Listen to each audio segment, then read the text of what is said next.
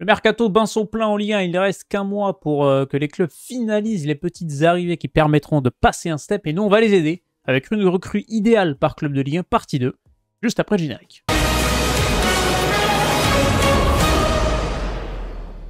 Bonjour, bonsoir à toutes et à tous, bienvenue sur la causerie, très heureux de vous retrouver pour la partie 2 de ce mercato idéal pour chaque club de Ligue 1. On a sélectionné un joueur par club dans le championnat de France qu'on aimerait voir évoluer dans ce club en question. On a fait une partie 1 qui est dispo sur la chaîne, qui sera dans la description.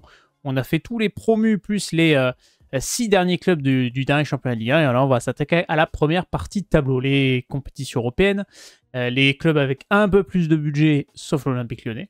Melvin n'est pas là parce qu'il n'est pas dispo, mais vous le reverrez très bientôt. Et moi, je suis toujours avec Jean. Un plaisir, j'espère que là, tu allé fouiller. Il y a eu un peu plus de place. Et les paluches sont là. Les paluches sont de retour pour un deuxième épisode. Là, il y a eu un peu plus d'inspiration. En même temps, comme tu dis, il y a eu plus de budget. Donc forcément, c'est plus facile d'aller chercher des noms plutôt que d'aller chercher des sans contrat ou des joueurs complètement catastrophiques en situation dans leur club. Donc là, il y a un peu plus de choix. C'était plus sympa à chercher. Mais donc plutôt satisfait de ma petite liste là. J'aime bien ça. Moins de paris, peut-être. Plus de certitude. Et c'est dur d'être directeur sportif. Voilà. Je le vis sur FM, mais c'est plus dur en vrai. C'est vrai, t'as raison. C'est quand même galère, mais bon. Vous voyez qu'entre les deux parties, j'ai aussi perdu mes cheveux, mais moins que Jean. Ouais. Oh, c'est pareil, c'est resté pareil entre les deux épisodes. Donc ça va.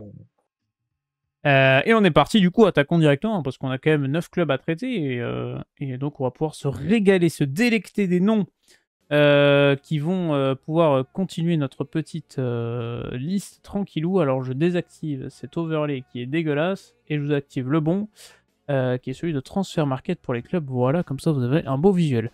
On s'était arrêté du côté de le dernier club qu'on a fait, est-ce que c'est pas Toulouse? Et oui, c'est Toulouse qu'on a fait la dernière fois, avec Dominique Fitt, je m'en souviens très très bien. Petit Autrichien que je vous conseille d'aller voir, très sympathique. Et on va s'attaquer du coup au 9e dernier championnat, c'est le Stade Brestois.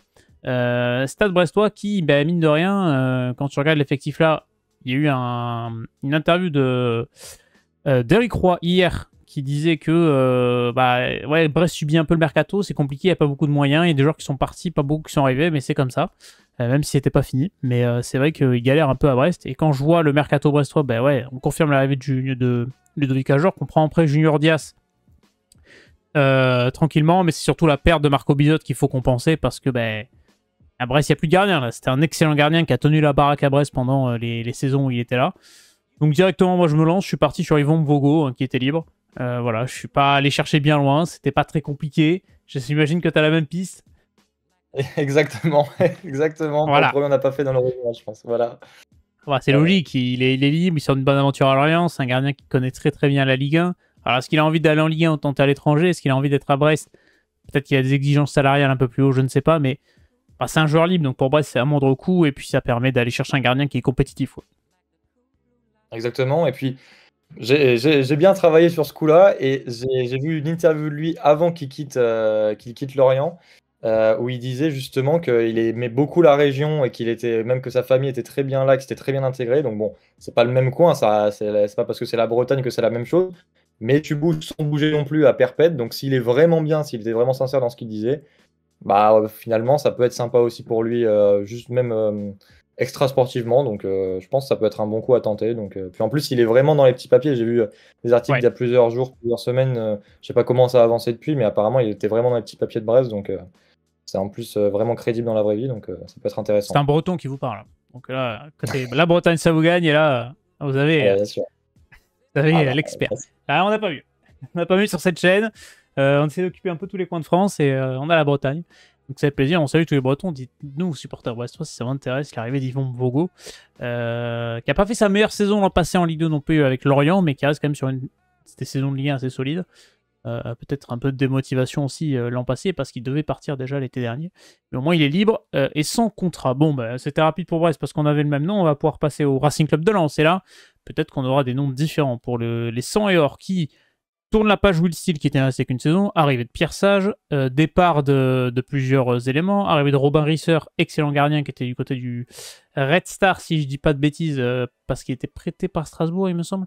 Je crois que j'ai dit peut-être des conneries, mais je vais aller vérifier tout de suite ce que je raconte. Non, c'est ça, prêté par Strasbourg et vendu à voilà, pas trop de bêtises. Il y avait Régis Gürtner, l'éternel Régis Gürtner, qui était à Amiens pour une doublure. On a fait arriver quelques éléments défensivement. Je pense qu'à Lens, moi personnellement, j'ai ciblé le secteur offensif qui était vide, qui était le gros point faible en soi la saison dernière, où il y avait quand même des attaquants qui essayaient de dépanner, mais qui manquaient cruellement d'efficacité, de but, de stats. C'est ce qui a pêché à Lens. Je sais pas où t'allais chercher toi, je te lance en premier dessus. Pour le Racing Club de Lens. Moi déjà, je suis parti au milieu de terrain parce que Ok. j'ai vu que justement, il y a eu plusieurs recrutements au niveau des ailiers notamment. Et Ouais. ils ont confirmé aussi Satriano, donc c'est toujours ça de prix. Et moi, je pars du principe que Diouf va potentiellement partir. C'est vrai Moi, qu'il est sur les tablettes, ouais. Et donc, c'est plus pour pallier un départ de Diouf. Et donc, moi, je suis parti. Alors, j'ai deux noms, mais le premier, c'est un peu ma petite pépite. Je suis parti en Russie, du côté du CSK Moscou. Oh là Et je suis là. parti Matvei Kisliak. Je vais t'épeler si tu veux le nom. Ah, mais C'est je veux bien. Kislyak. AK. Voilà. Et Matvei Kassier. Alors par contre, si c'est CSK Moscou, j'ai lu un article équipe très récemment, et là je suis désolé de poser une petite clive. non. Oh là là. Mais non, mais c'est comme ça, on informe. C'est que il me semble, et je crois, que à cause du conflit en Ukraine, le CSK Moscou fait partie des clubs blacklistés par les clubs français avec, je ne sais plus, avec le Zénith, parce que c'est un club militaire qui appartient à l'armée russe. Et du coup, il fait partie des clubs boycottés par le championnat de France parce que c'est dirigé par l'armée, et le Zénith, c'est parce que c'est Gazprom, qui est une marque directement affiliée à la Russie. C'est pour ça qu'il y a beaucoup de deals avec Krasnodar notamment, qui est un club un peu plus indépendant, dirigé par un oligarque qui n'a moins de lien avec Poutine, il me semble. Je crois. Si je dis pas de conneries. Mais c'est pour ça. Mais merci de la précision. Mais du coup, heureusement que j'avais un deuxième nom en tête. Mais bon, je veux c'était bien. un peu lui Voilà, mais on parle ma quand même petite de la petite pépite. Donc, pépite, ça fait plaisir. je vous suggère d'aller voir les compiles parce que vraiment, je vais pas mentir, hein, j'ai pas vu les matchs de Kislyak au CSK Moscou, mais c'est vraiment, déjà c'est un jeune, il a 20 ans, c'est pas très cher pour les finances de Lens, on sait que forcément, enfin après, c'est pas très cher, ça dépend combien on veut le CSK, mais en tout cas il est pas évalué à beaucoup. Et vraiment, c'est un milieu de terrain qui se projette à fond vers l'avant, c'est un truc de fou, qui a une frappe de balle, je sais pas combien de buts il a mis dans sa carrière, mais il a mis les combis que j'ai vus, c'est vraiment des buts de fou furieux. Et je pense, franchement, il va pas tarder. Après, je sais pas qui blacklist le club en Europe ou quoi, Ouais. mais je serais pas surpris que ce joueur-là arrive dans un des 5 grands championnats européens et qu'il fasse une belle carrière, hein, parce que de ce que je vois pour l'instant, ça se passe plutôt très bien pour lui en Russie. Donc, j'aime Contrat beaucoup ce joueur. 2028. Peut-être qu'il sera Ça pendant peut être un longtemps peu coincé, cher. peut-être. Mais si du coup ça se fait pas, etc. Moi j'avais penché sur un autre joueur, bon c'est un tout autre profil, enfin un tout autre cadre. Moi ce serait pour un prêt, ce serait Leslie Ugochukwu. Mais là il est à Chelsea, il va pas jouer à Chelsea. Je pense qu'il va certainement partir sur un nouveau prêt. Il sort d'un prêt déjà, comme je disais, compliqué à Southampton. Et donc je le vois pourquoi pas rebondir en Ligue 1, là où il s'est un peu révélé, même s'il n'a pas beaucoup joué en Ligue 1 non plus. Mais du coup, voilà, je vois bien un petit prêt. Justement, là, du coup, ce serait gratuit et ça permettrait de remplacer au moins pour une saison Andy Diouf, qui, voilà, pour moi, même si c'est pas le même profil encore, hein, c'est pas Andy Diouf, c'est plus offensif et c'est plus box-to-box, mais au moins numériquement, ça permettrait de le remplacer. Voilà. J'aime bien la piste. J'aime bien la piste. Après, est-ce qu'il sera pas prêt à Strasbourg? Bah, Voilà. comme on disait avant la vidéo, pour moi, Strasbourg a quasiment fini son Oui. mercato, donc je vois mal un nouveau prêt. Même s'ils ont remis, j'ai vu là, juste avant de commencer la vidéo, qu'ils faisaient une offre pour un joueur de Nangeland, je crois. Et à 10 ou 12 millions encore. Donc, ils Ils n'ont pas iront, fini. quand même. Ouais, c'est vrai. C'est jamais fini. Ils ont mis combien? L'effectif est très très long. 80, non? Là, ils sont à 80 là. Là, ils sont à 80 à Ouais, Strasbourg. Mais pour Lens, ouais, Hugo Choku, ça peut être une bonne piste, surtout que c'est un mec qui peut dépanner. Bon, défensivement, mais il peut même jouer, je pense, def central. Je pense que tu peux le reculer encore d'un cran, s'il faut. Donc ouais, j'aime bien l'idée. Moi, je suis parti vraiment sur le secteur offensif, parce que moi, l'an passé, je trouvais que vraiment, offensivement, c'était assez pauvre Lens. Et là, ils sont encore... Satriano, t'as cette incertitude de comment il va revenir, parce qu'il était longuement blessé toute la saison dernière. Donc moi, je suis parti sur un attaquant qui est un peu différent du modèle qu'on a vu de l'attaquant du RC Lens ces dernières saisons. Tu sais, les Eliwai, Loïs Openda, qui prennent beaucoup d'espace, rapides, des petits gabarits. Moi, je suis parti sur un peu l'opposé, c'est Jonas Wind de Wolfsburg. Parce que Wolfsburg miroite le ventre mou de Bundesliga depuis quelques saisons déjà. Je crois qu'il finit 11e la saison dernière, 12e celle d'avant. Enfin bref, ça finit un peu ventre mou. Et Jonas Wind commence à claquer un petit peu ses buts, se développe, a pris un petit peu de régularité du côté de Wolfsburg, sur 2 saisons à plus de 10 buts. A passé le cap des 100 matchs de Bundesliga, international danois, 26 ans, 1m90. C'est pour ça que je dis que ça change quand même pas mal les profils qu'on a pu trouver à Lens la saison dernière. Et c'est surtout ce souci d'efficacité que je voulais régler à Lens. C'est pour ça que je suis allé chercher les pages Datascout. Hop là, que je vous affiche de suite celle de Jonas Wind, qui est un joueur qui est extrêmement efficace face au but, qui tire très peu, qui cadre, qui n'a pas besoin de cadrer beaucoup pour marquer. Donc il est dans les joueurs qui frappent le moins et qui cadrent le moins, parce que ça va avec le fait de peu frapper. Voilà. Très peu de tirs tentés, mais pas mal de buts. Donc il y a une grosse efficacité de sa part. C'est un joueur qui gagne pas mal de duels aériens aussi. Donc ça peut être un point d'appui. Ils ont pas mal recruté sur les ailes, donc ça pourrait permettre à Desilets d'aller trouver à l'intérieur du jeu, etc. Bon, c'est Pierre Sage l'entraîneur, pas moi, heureusement. Mais voilà, il reste sur une saison un peu plus de 10 buts dans un Wolfsburg un peu moribond, je trouve. Il est en fin de contrat l'an prochain, donc ça permet de diminuer un petit peu son prix. Donc voilà, je me suis orienté vers Jonas Wind. Voilà, joueur qui se développe petit à petit en Bundesliga. Je me dis qu'il pourrait peut-être coller à la Ligue 1. En plus, c'est un profil assez costaud, donc en Ligue 1 ça pourrait matcher. Donc voilà, pour renforcer l'attaque lensoise. Voilà. Intéressant.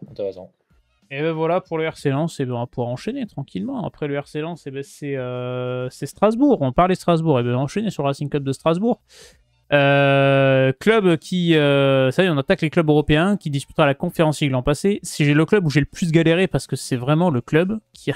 Regardez-moi ce nombre d'arrivées, 80 millions d'euros de dépensés sur le mercato. T'as l'impression que c'est bouclé, qu'il y a tellement d'arrivées de joueurs. Ils n'ont plus que 2 joueurs qui ont 30 ans. Je crois que c'est Edouard Sobol et Carl-Johan Jonsson, deuxième gardien qui a 35 ans. Et sinon, tout le reste, c'est en dessous de 24 ou 25 ans. C'est impressionnant. Donc voilà, c'est la réserve de Chelsea presque, qui est là. Écoute, moi, j'avais aucune idée de où est-ce qu'ils pouvaient aller chercher quelque chose Strasbourg, parce que je vois pas quel secteur du jeu ils peuvent renforcer. Puis je sais même pas si les mecs qui prennent, c'est pour jouer maintenant ou les prêter encore ou quoi. Donc je suis allé chercher Ewen Jaouen, donc gardien qui est actuellement au Stade de Reims, qui était à Dunkerque la saison passée, qui a été en concurrence avec Ortola à Dunkerque, mais qui a fini la saison avec les Dunkerquois, qui était très très bon, notamment en Coupe de France. Il a un peu l'archétype du gardien moderne, c'est-à-dire 2 mètres, grand, bon jeu au pied, qui est pas cher en plus, donc qui a une marge de progression assez énorme, qui a que 19 ans, qui a été prêté en fin de saison il y a 2 ans à Rodez, qui a été très bon aussi. Je me suis dit, Strasbourg peut le prendre, reprêter à Reims la saison, pour le laisser à Reims en Ligue 2 pour qu'il joue, et après peut-être en voir ce que tu peux faire, parce que Strasbourg change de gardien tous les ans, donc je me dis pourquoi pas partir sur Ewen Jaouen, parce que je n'avais pas trop d'inspi pour une recrue strasbourgeoise. Ah, c'est vrai, c'est intéressant. Moi, je suis parti quand même sur un joueur qu'ils vont conserver, mais c'est vrai que ça aurait pu partir sur un joueur à prêter, en fait. Ouais. C'est vrai que j'ai pas pensé, mais ouais, non, franchement, c'est une bonne idée. L'effectif est immense, hein. Je veux dire, Théma, bah, clairement. Mais là, moi, justement, je fais la transition, c'est là où je suis parti chercher, c'est que tu regardes l'effectif, il est immense, mais en fait, en latéral droit, t'as Guéladoué et c'est presque tout. Et donc moi, je suis parti chercher un latéral droit remplaçant, et tu vas dire que je fais exprès pour l'orthographe, parce que j'ai l'impression que c'est le 3e défilé. Mais je suis parti chercher du côté de Chelsea. Il s'appelle Josh Acheampong. Je crois que je vois qui c'est. Voilà, Acheampong. Ouais, voilà. Pas Franck, Josh. Ouais. Et donc en fait, c'est un joueur de Chelsea, un jeune de Chelsea, donc c'est pour ça, c'est plus facile aussi pour le transfert, on s'en doute. Il joue pas avec Chelsea. Il a joué un match de Coupe du Monde des clubs. C'était le match où Chelsea était déjà quasiment. Enfin, bon, c'était contre l'Espérance Tunis, assez facile, on va dire, entre guillemets. Donc, j'ai pas l'impression qu'il soit dans les plans de Maresca. En plus, du coup, ils ont Malo Gusto. Ils ont Reece James qui va revenir sur le côté droit. Donc, je vois pas dans quel monde ils ont besoin de lui.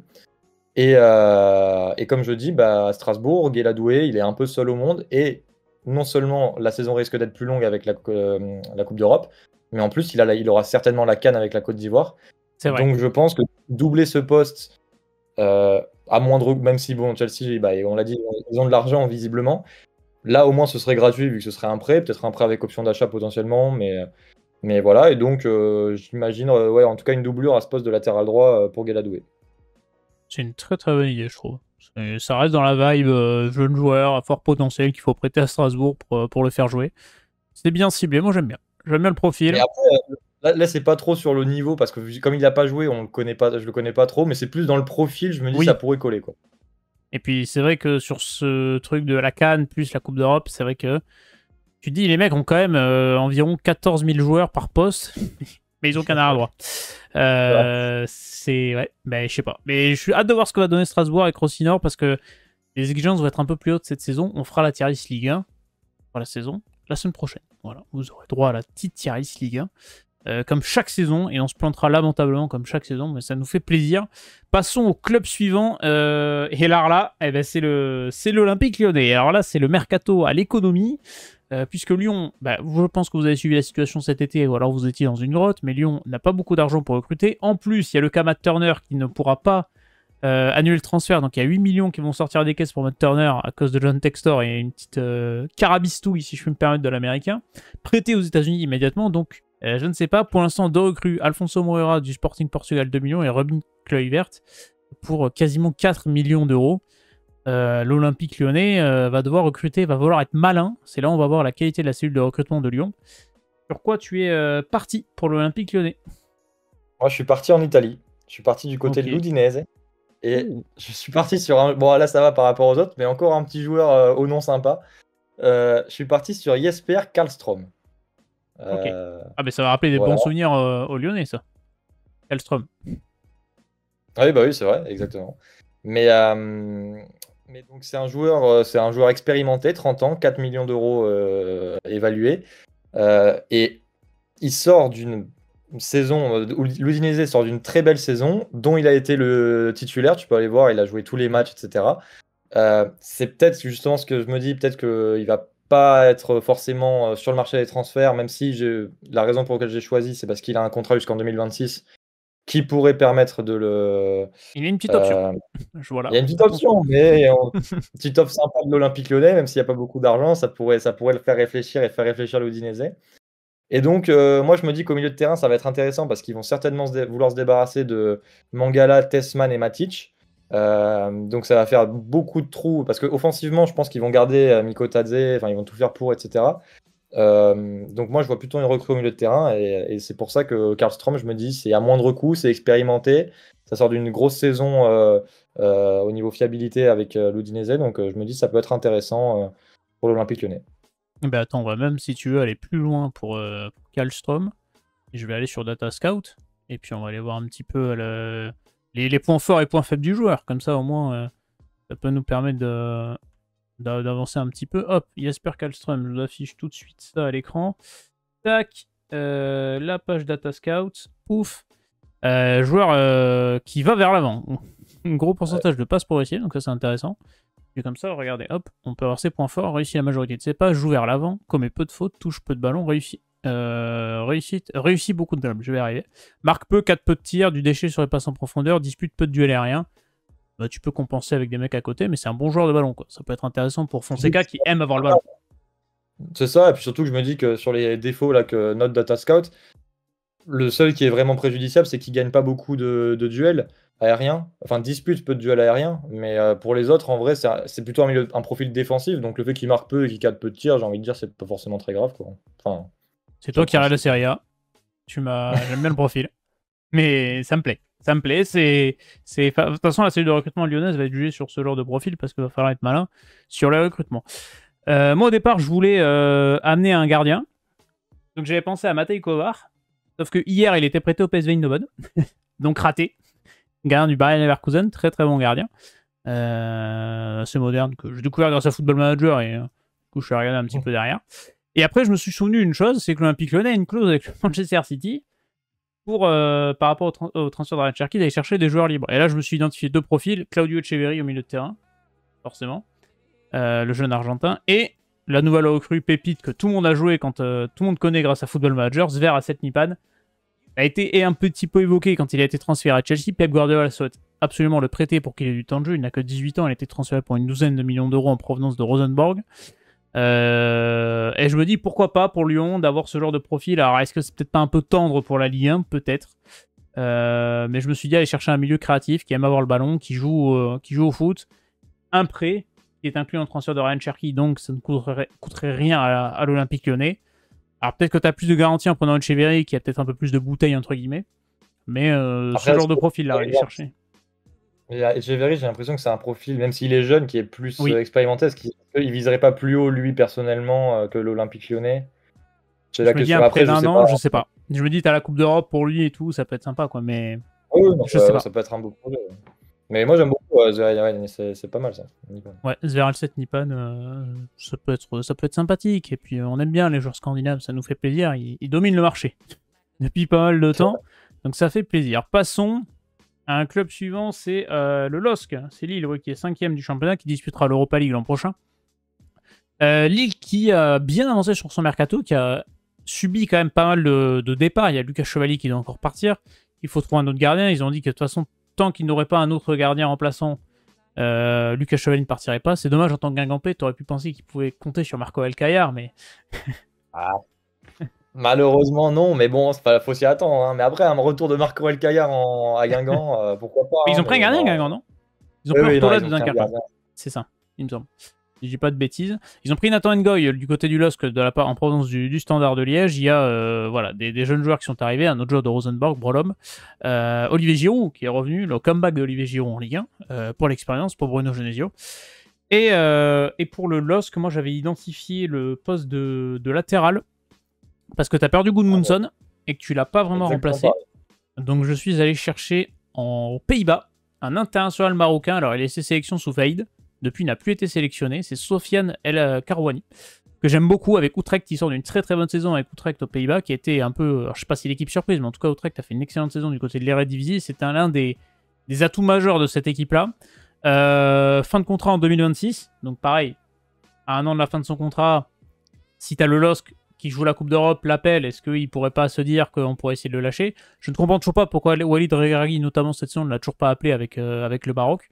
À voir s'il l'appelle pour la CAN l'an prochain, mais en tout cas, il a les qualités à gauche. C'est un joueur qui est extrêmement offensif, alors c'est un petit gabarit, très bonne qualité de projection, qui joue dans une défense à 4 à Utrecht, il peut jouer en tant que piston, ça ne me choquerait pas de le voir évoluer du côté de piston, parce que c'est un très très beau, il a de très très grosses qualités offensives, très très bonne qualité de centre. Petit bémol sur ses qualités défensives, il a progressé, mais ça reste encore un petit peu son point faible. Mais je pense que ça peut être un bon coup pour le LOSC et je pense que ça peut être un club, le LOSC, en tout cas tu peux t'épanouir et tu peux te rapidement passer des steps parce que c'est un club qui travaille bien, c'est un club sain et c'est un joueur qui à un an de la fin de son contrat ne devrait pas non plus coûter extrêmement cher. Voilà, il a 8 passes D, 2 buts en 36 matchs toutes compétitions confondues la saison dernière. Donc je suis parti vers ce profil là. Ok, intéressant. Bah, moi, je suis parti sur un autre joueur du Maghreb, un autre pays, mais toujours au poste de latéral gauche. Moi, je suis parti, mais qui connaît la France. Je suis parti sur Jawen Adjam, donc, qui est aux Young Boys de Berne, l'ancien Nantais, l'ancien du PFC. Voilà, donc moi, je pense que, comme tu l'as dit, de toute façon, il faut remplacer Gudmundsson, donc il faut un latéral gauche. Il évolue très bien du côté de la Suisse depuis qu'il est parti de Nantes. Je sais que. Est-ce que ça a posé problème? Je sais qu'à Nantes, il était. Enfin, je crois me souvenir qu'il était parti un peu en. Il a peut-être des petits problèmes de comportement, etc. Mais bon, ça fait quoi, 1 ou 2 ans qu'il est parti. Donc je me dis pourquoi pas 1 an et demi qu'il est parti. Donc je me dis pourquoi pas se relancer. Retrouver un club de Ligue 1 et qui plus est de haut de tableau et redécouvrir la Coupe d'Europe parce qu'il a découvert avec les Young Boys. Mais ça peut être intéressant pour Lille, c'est à moindre coût, c'est pas trop cher non plus. Ça se joue en Suisse, c'est à 9 millions d'euros, donc je pense qu'ils en demanderont pas énormément non plus. Ça reste jeune, donc je pense que ça a toutes les qualités pour Lille, pour le LOSC. On a ciblé à peu près les mêmes profils, latéral gauche, jeune profil avec des perspectives d'évolution. Voilà. Je trouve qu'on n'a pas été trop mauvais là-dessus. On verra ce qui va se passer du côté du LOSC, mais c'est vrai que le départ de Gudmundsson pourrait affecter un petit peu. Du côté de Lille, j'ai aussi un petit tweet pour ajouter sur... hop, que je l'affiche, que je trouve le bon visuel. Ouais, j'ai changé les visuels, du coup je suis paumé là. Voilà. Paf.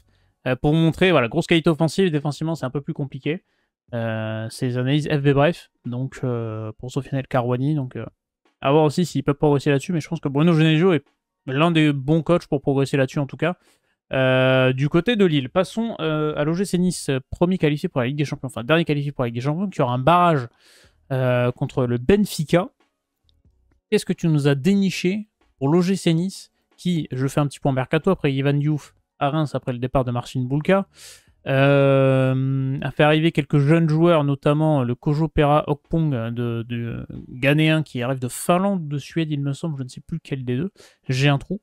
Mais pour l'instant, un mercato un petit peu calme du côté de l'OGC Nice. Pas de gros noms, on fait un petit peu à l'économie, on a fait partir des gros salaires, à l'image de Gaëtan Laborde aussi. Qu'est-ce que tu allais chercher du côté de l'OGC Nice? Je suis allé au milieu de terrain parce que Ndombele, il se traîne une pubalgie, donc on sait pas, je sais même pas s'il revient en début de saison, il est opérationnel ou pas. Rosario, il est en fin de contrat en 2026, donc potentiellement il vente cet été. Du coup, je suis parti au milieu de terrain et je suis parti sur un Français en Autriche, Lucas Gournadoit. Oh Voilà. oui, même profil. Donc je suis parti le chercher.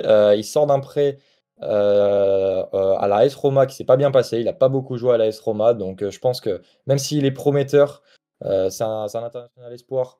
Même s'il est prometteur, je pense que son passage raté dans un des 5 grands championnats, qui plus est à la Roma, etc., je, je pense qu'il va pas y avoir non plus 20 000 clubs sur lui.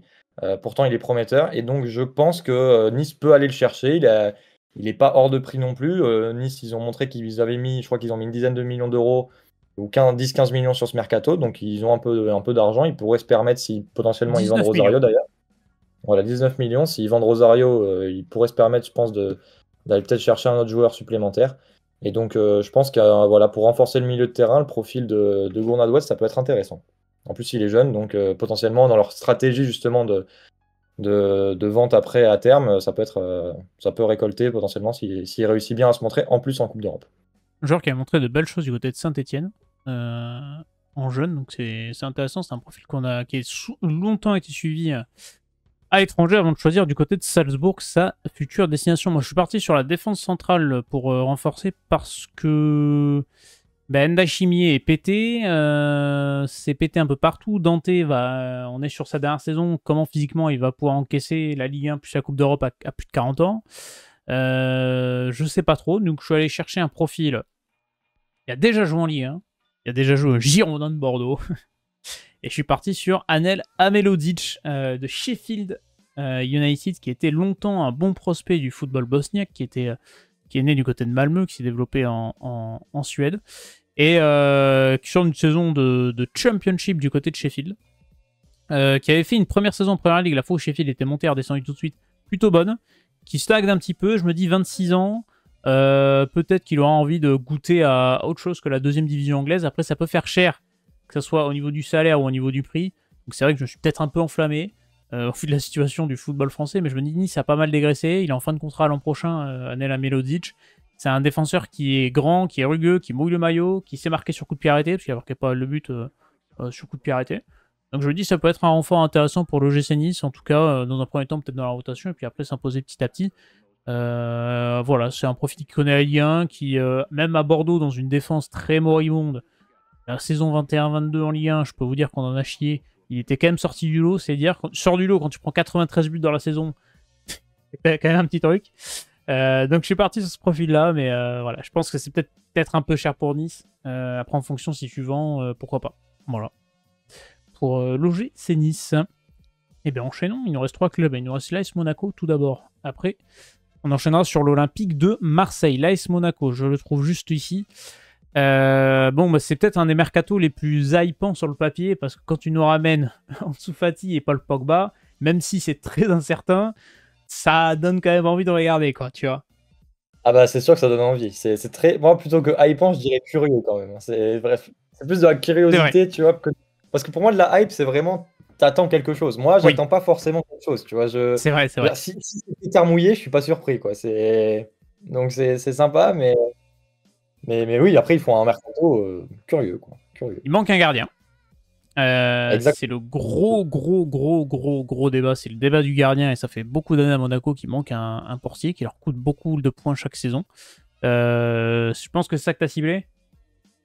Bien sûr, ouais, j'ai ciblé un gardien. Je suis pas ciblé le gardien, je me suis dit que tu le ciblerais, du coup je suis allé chercher un autre poste. Intéressant, intéressant. Bah, Parce qu'on parle beaucoup des départs de Vanderson et de Caio Henrique. C'est des joueurs qui sont sur le départ, et donc je me dis qu'il faut pallier un petit peu les départs des latéraux. Donc je suis allé chercher Lucas Digne du côté d'Aston Villa, qui est en fin de contrat l'an prochain, qui pourquoi pas pourrait à 31 ans ou 32 ans revenir en France pour un dernier beau contrat, avec des beaux avantages fiscaux au Monaco, de la compétitivité tout de même. Ça reste un joueur qui a quand même de la qualité, qui a de l'expérience, international français. Je me dis qu'il se plairait bien à Monaco pour pallier le côté gauche, pour une nouvelle aventure, un retour en France pour Lucas Digne. Je me dis qu'à Monaco, si tu perds tes deux latéraux, ça peut être un profil que tu peux aller cibler. Voilà, pour Lucas Digne. Surtout, je crois il avait beaucoup joué la saison dernière, mais je crois qu'il était plus non plus titulaire indiscutable, si je dis pas de bêtises, tu vas me corriger, mais... Bah écoute, regarde, on va regarder. Hop là, la petite page transfert market 24-25, comme ça je vous affiche ça, tranquillou. Hop là, il a fini la saison. Il a fini sur le banc, voilà, c'est ça. Mais... ça. Bon, il a un peu joué quand même, mais pas mal même. Mais non, ouais, franchement intéressant. Franchement intéressant. Je te laisse regarder. Pour moi, je serais content de voir Lucas Digne en Ligue 1, quoi, de le revoir. Mais moi, ouais, ça fait pas tâche. Ah ouais, pas du tout. Mais moi, comme tu dis, je suis parti chercher au niveau du gardien et je suis parti en première ligue aussi. Je suis parti, pas sur un transfert, en tout cas ce que j'imagine plutôt un prêt avec option d'achat, ce serait à Manchester United. Je serais parti chercher le gardien numéro 2, Altay Bayindir, le Turc. Alors, c'est un joueur que, entre guillemets, je connais bien parce que je l'ai découvert dans une carrière FM. Je l'ai découvert moi aussi dans une carrière FM. J'étais à Dortmund et franchement il était super bon, donc après j'avais commencé à le suivre et tout, et à l'époque je te parle de ça, c'était en 2020-21 et donc le transfert market turc qui met des pubs, attention. Je suis sur le transfert market turc, donc si vous me trouvez si l'orthographe est un peu bizarre, moi non plus je comprends rien, voilà, je vous le dis. Mais ouais, non, c'était un gros prospect turc, là il a 27 ans, bon c'est pas fini pour lui, mais bon il est en tout cas il est pas il est pas aussi gros que ce qu'on pouvait le croire. Il est gardien numéro 2 à United.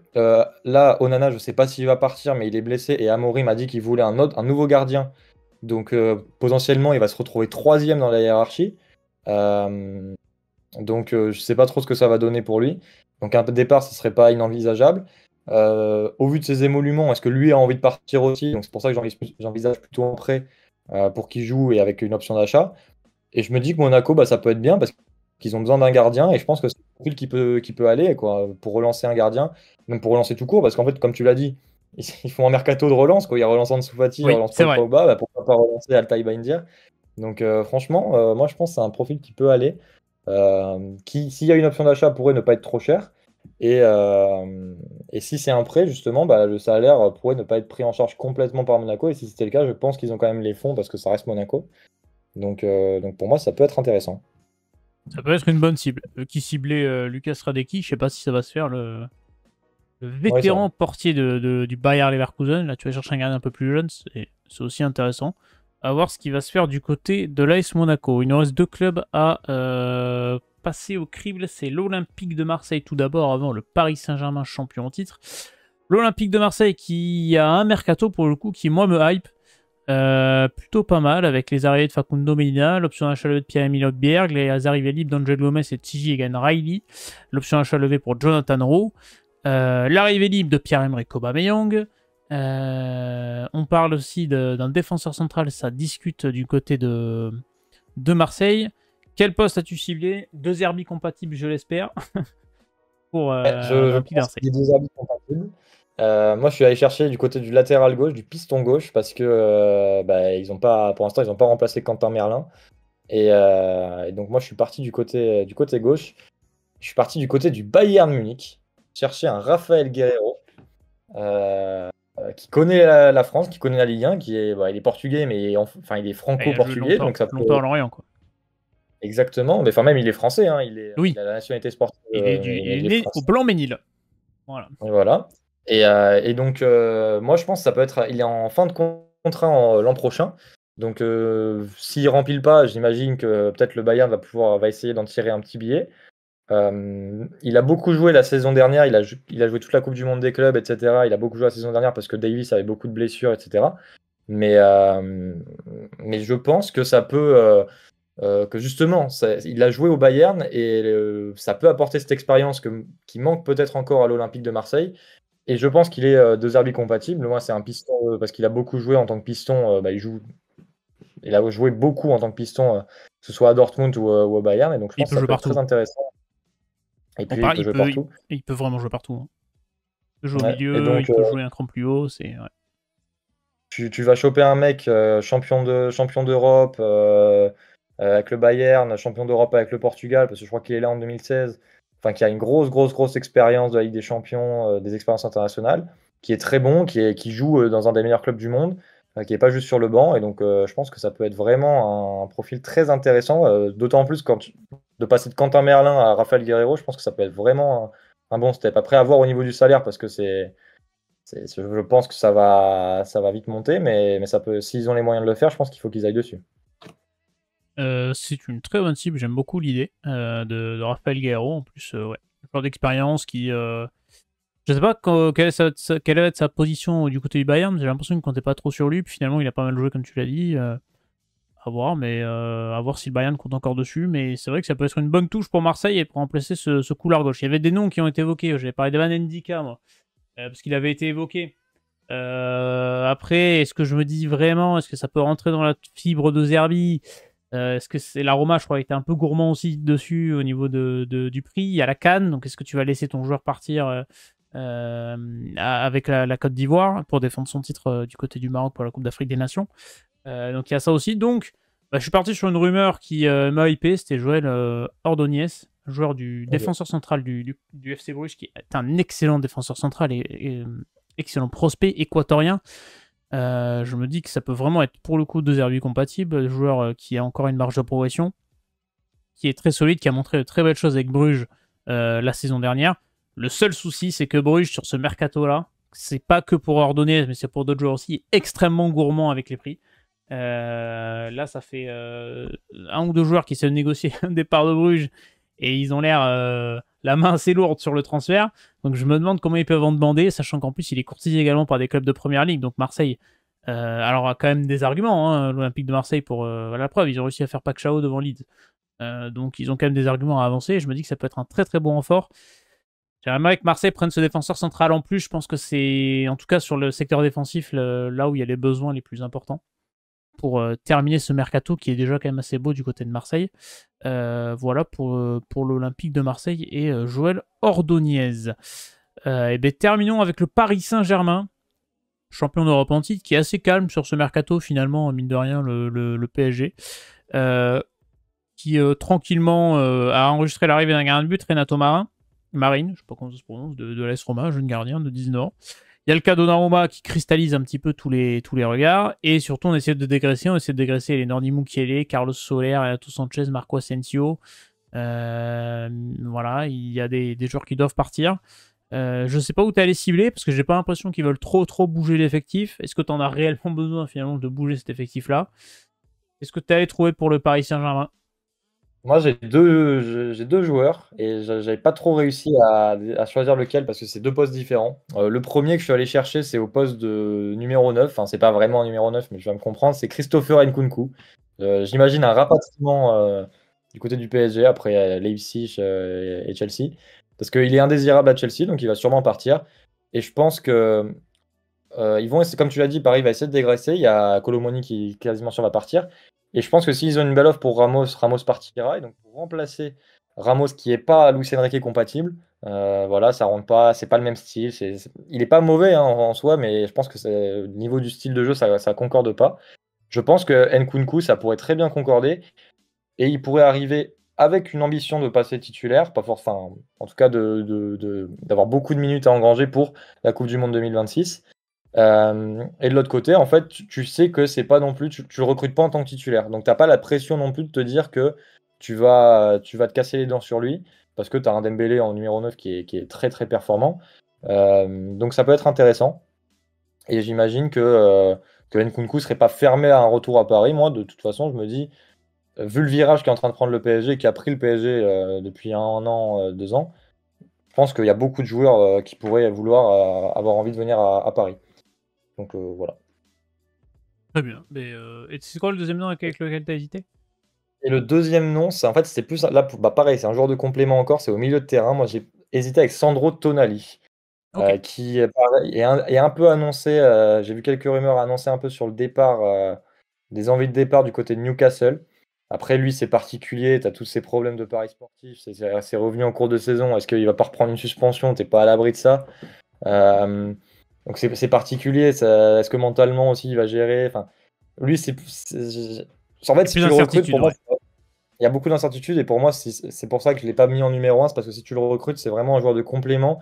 Parce que je me dis qu'il faut peut-être quand même ajouter un élément à ce milieu de terrain parce que, mine de rien, ça joue beaucoup. Et même si le milieu est très très performant, Ruiz, Vitinha, Neves, pour moi, il faut apporter un peu de 109 quand même parce que faire une deuxième saison comme ça, je ne sais pas si les trois Amène un peu de tiendront. concurrence pour que les 3 soient à nouveau, tu vois.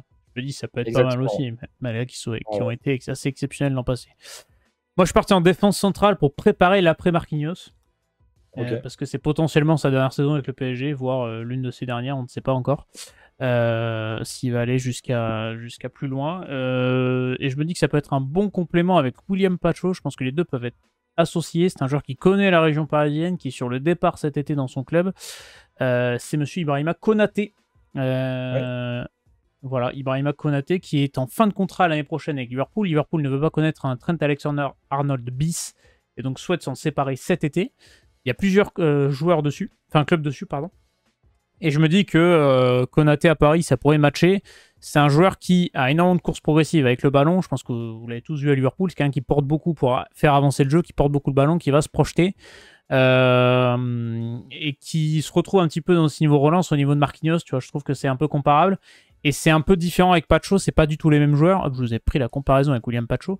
Comme ça, vous avez la courbe des différents. Alors, Pacho est en vert et Konaté est en bleu. Vous voyez que Pacho, très peu de courses progressives. C'est pas ce qu'on lui demande. Hein. C'est pas ce que lui demande Luis Enrique. C'est un joueur un peu plus qui va aller dans le duel, qui va être beaucoup plus précis sur l'aspect défensif, qui va pouvoir aussi, qui lui va avancer par la passe plutôt que par la course. Donc c'est un bon complément, je pense, les deux en défense centrale. Je pense que Konaté et Pacho. Konaté a peut-être des fois cette faiblesse en duel 1 contre 1, défensivement, que n'a pas eu Pacho la saison dernière. Donc je pense que ça peut être une charnière qui peut très très bien se compléter les deux. Donc c'est pour ça que j'imagine, moi si je suis le Paris Saint-Germain, je me penche vers le cas Ibrahima Konaté. Je me dis que ça pourrait être pas déconnant d'aller le chercher. Je pense que c'est une très bonne idée, mais aux dernières nouvelles, je crois qu'ils sont pas loin de faire Zabarni, là, Oui, le mais mec de c'est vrai que ça Bournemouth. galère toujours. Ça fait un mois qu'on entend parler. Je sais absolument pas où ça Oui, en oui, est. bien sûr, oui. C'est pour ça que c'est pas sûr non plus, Oui, mais en fait, je me dis qu'ils vont le faire, donc c'est pour ça que cette position d'axe droit, c'est vrai que je me dis, c'est vrai. bah, moi, à choisir, évidemment, je préfère un Konaté qu'un Bacho, mais enfin qu'un Zabarni, pardon. Mais je me dis aussi, là, si tu recrutes cette saison Konaté, qu'est-ce que tu fais de Marquinhos? Tu le mets sur le banc, c'est compliqué. C'est vrai. Bah alors, sinon, tu l'achètes et tu dis à Liverpool, bon, on vous le laisse cette saison, et puis on le récupère libre enfin, on le récupère en prêt l'an prochain. Les petites magouilles, quoi. Bah, Enfin, peut-être que lui, de son côté, Konaté, en fait, il va se dire, bah, je pars pas cet été, et, enfin, je pars l'été prochain libre, et l'an prochain, comme tu dis, Marquinhos s'en va, et il arrive libre, hein, mais ça peut être qui va une pas se faire solution aussi. placarder par Liverpool. Est-ce que Liverpool serait capable? Je sais pas. Parce que Après, Liverpool de a les toute façon, moyens, donc. en termes de profil, évidemment, Konaté, c'est un très bon profil, hein, de toute manière, Ouais. ça c'est sûr. Bah écoutez, à suivre. Ce Mercato Estival, vous pouvez donner vos avis, vos joueurs aussi que vous voulez voir débarquer dans les clubs en commentaire. Faites votre Mercato également en commentaire. Quelque chose à rajouter? Je pense qu'on a tout dit. On a fait tous les clubs de Ligue 1. On est pas mal. Je pense qu'on a été très précis. Enfin, très précis, on a été complet, ça c'est sûr. On a essayé d'identifier le maximum de profils. Évidemment, on ne connaît pas autant les clubs que les supporters de ces clubs en question. Puisque nous, nos clubs ne sont plus en Ligue 1 depuis belle lurette. En Ligue 1, on la regarde par passion, par supporterisme. Et bien longtemps. Donc voilà, n'hésitez pas à vous abonner à cette chaîne et à liker si ça vous a plu. Venir sur Spotify si vous préférez nous écouter plutôt que nous voir. Et moi je vous dis à très bientôt parce qu'il y a les tier list Ligue de Ligue 1 qui vont arriver très très bientôt. La saison arrive, la saison reprend, on va reparler de ballon rond de manière concrète. Et ça fait plaisir. Il y a des vidéos rugby pour ceux qui suivent le ballon ovale, une vidéo sur La Rochelle qui est sortie. Ainsi qu'une vidéo d'analyse du Mercato. Merci à tous de nous avoir suivis. Je vous dis à la semaine prochaine. Ciao tout le monde.